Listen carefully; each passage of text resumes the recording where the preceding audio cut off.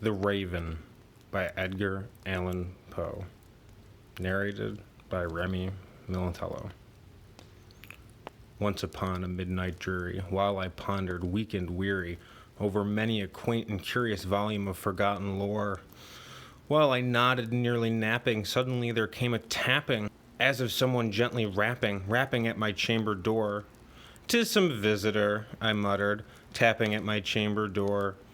Only this, and nothing more. Ah, distinctly I remember it. Was in the bleak December, and each separate dying ember wrought its ghost upon the floor. Eagerly I wished the morrow.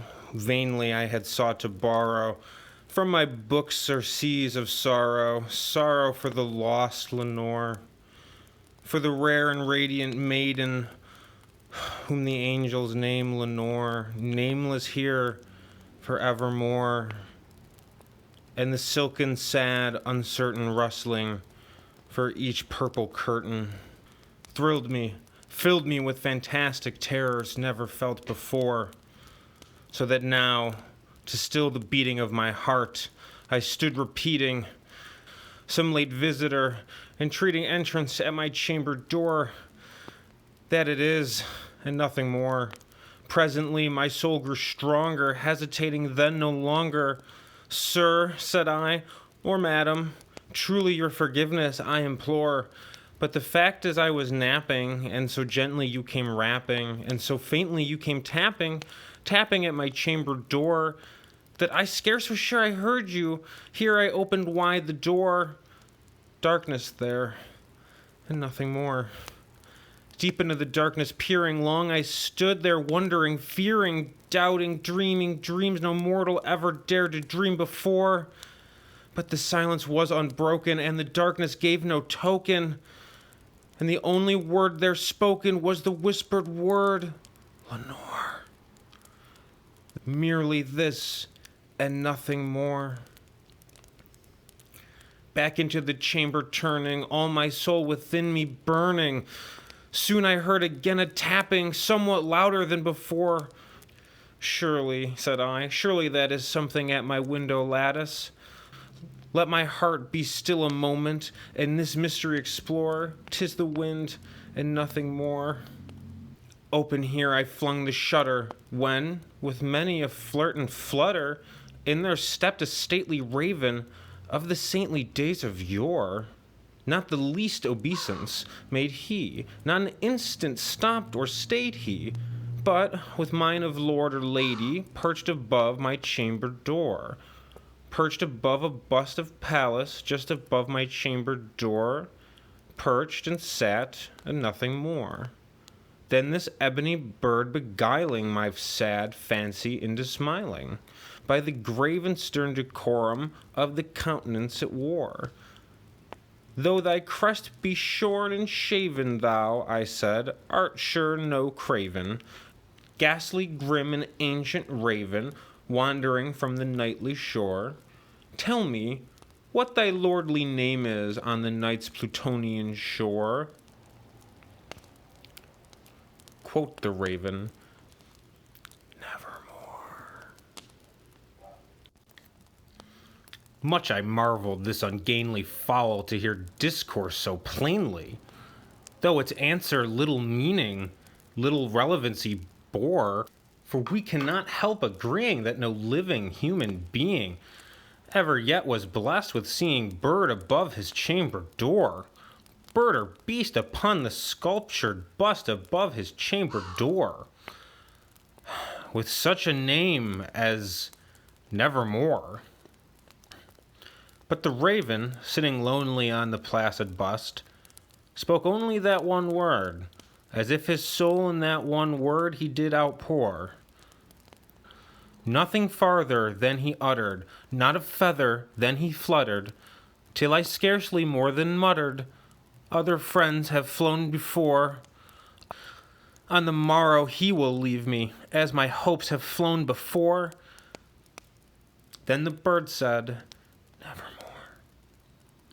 Startled at the stillness broken by reply so aptly spoken, Doubtless, said I, what it utters is only stock and store, caught from some unhappy master, whom unmerciful disaster followed fast and followed faster, till his songs one burden bore, till the dirges of his hope that melancholy burden bore, of never, nevermore.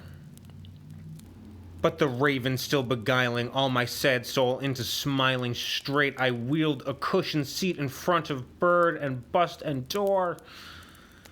Then upon the velvet sinking, I betook myself to linking fancy unto fancy, thinking what this ominous bird of yore, what this grim, ungainly, ghastly, gaunt, and ominous bird of yore meant in croaking, nevermore. This I sat engaged in guessing, but no syllable expressing to the fowl whose fiery eyes now burned into my bosom's core. This and more I sat divining, with my head at ease reclining on the cushion's velvet lining that the lamplight gloated o'er. But whose velvet violet lining with the lamplight gloating o'er she shall press, nevermore. Then methought the air grew denser, perfumed with an unseen censer, swung by angels whose faint footfalls tinkled on the tufted floor. Wretch, I cried, that God hath lent thee by these angels, hath sent me respite, and a pence from thy memories of Lenore. Quaff, oh quaff, this kind offense, and forget this lost Lenore. Quoth the raven, nevermore. Prophet, said I, thing of evil, prophet still, if bird or devil, whether tempter sent or whether tempest tossed thee here ashore, desolate yet all undaunted, all this desert land enchanted, on this home by horror haunted, tell me truly, I implore, is there balm in Gilead? Tell me, I implore, quoth the raven, nevermore.